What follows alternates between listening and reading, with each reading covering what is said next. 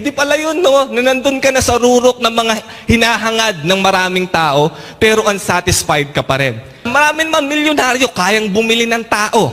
Kayang bumili ng kahit ano. Pero nagtataka siya, bakit unsatisfied pa rin ang mga tao na to? Kaya sila hindi nagiging satisfied. Kasi kailangan mahigitan ko pa. Laging may kasunod eh. Laging may ina-attain. Laging may gustong makuha. Could you imagine this?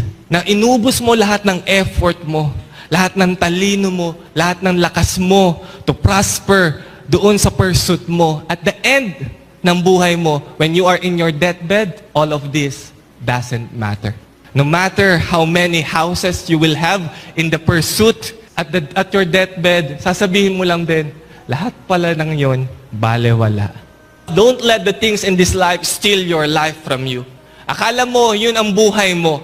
Akala mo,